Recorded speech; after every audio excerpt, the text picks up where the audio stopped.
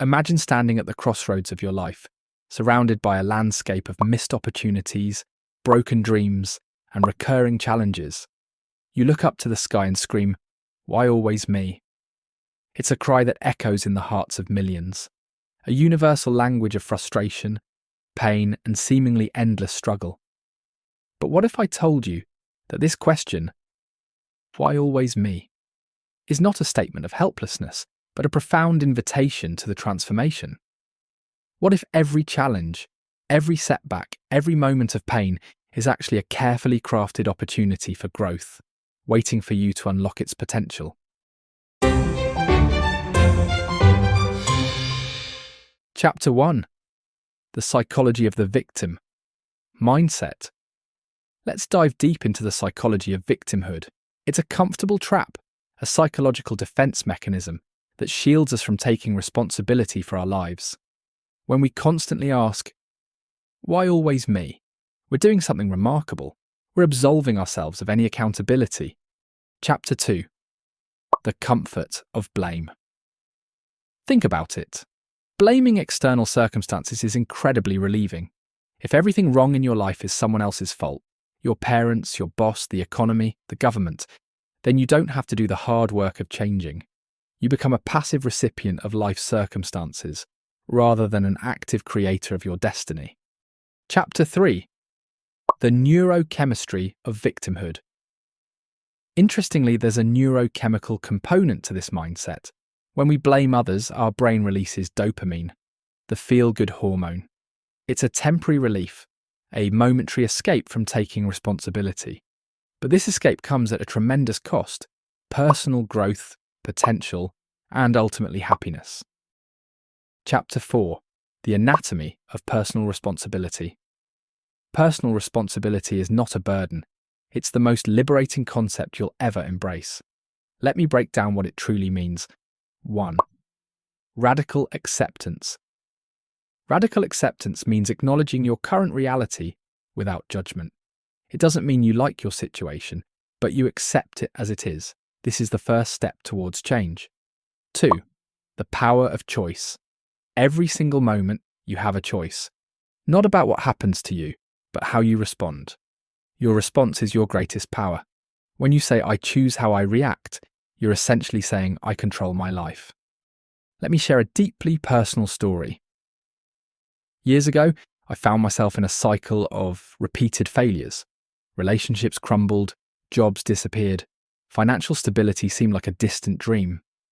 I was the poster child for "Why always me?" The turning point came when I realized something fundamental. I was the common denominator in all my life's challenges. Not the world, not others, me. This wasn't a moment of self-blame, but of profound empowerment. The real chapter: practical strategies for transformation. Let's get real. Theory is great, but you're probably thinking, "Okay, but how do I actually change my life?" I hear you. Let's break this down into real-world strategies that you can start using today. Not next week, not when you're ready, but literally right after this video. 1. The 24-hour no complaint challenge. This one's a game changer, and I want you to try it. For just 24 hours, you're not allowed to complain about anything. Sounds easy. Trust me, it's not. Here's what typically happens. Hour 1, your coffee order is wrong. Usually you'd say, "Why do they always mess up my order?" Instead, you'll say, "Let me politely ask them to fix this." Hour 4, your boss dumps extra work on you. Instead of, "Why always me?" Logically, try, "How can I handle this efficiently?" Hour 8, traffic is terrible. Rather than cursing your luck, use that time to listen to a podcast or audiobook. I tried this myself last month. By hour 5, I realised I complained about small things nearly 20 times a day. It was eye-opening. 2. The opposite action strategy. This is powerful. Whatever you normally do in a situation, do the exact opposite. If you usually sleep in when feeling down, wake up early instead. If you typically avoid gym when stressed, that's exactly when you should go. Or when you want to isolate yourself, reach out to 3 friends this way. You will make your mind strong. 3. The small wins system. Forget huge goals for a moment. Let's talk micro progress.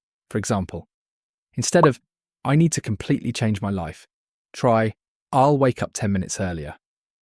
Instead of, I need to get fit, try, I'll do 5 push-ups today. Instead of, I need to eat healthy, try, I'll add 1 vegetable to my next meal. This way, through smaller steps, you will reach bigger goals. 4. The Reality Check Journal. Here's how to do this practically. Every evening, spend 5 minutes writing. One thing that went wrong today. What role you played in it. Be honest. One small action you could have taken to prevent it. One small action you can take tomorrow to improve. This way, you will be accountable to yourself. 5. The skill stack approach. Instead of trying to become perfect at one thing, build a combination of useful skills. For example, Month 1, Basic Excel, 2 hours every weekend. Month 2, Public Speaking, join a local Toastmasters. Month 3, Basic Coding, 30 minutes daily on free courses. I used this approach myself. Was I an expert after 1 month? No. But after 6 months, I had enough skills to switch careers. 6. The network upgrade strategy. Surround yourself with people who challenge you. Here's how to upgrade it. Find one person who's where you want to be. Offer value first, help them with something. Ask specific questions about their journey. Apply 1 lesson from them each week. This way you will get upgraded. Chapter 6. Conclusion. This isn't just about personal success, it's about human potential. Every time you say, why always me from a victim perspective, you're limiting your infinite potential. Modern quantum physics suggests that observation changes reality. By changing how you observe and interact with your life, you literally change your life's trajectory. Why always me is not a question of despair. It's a call to awakening.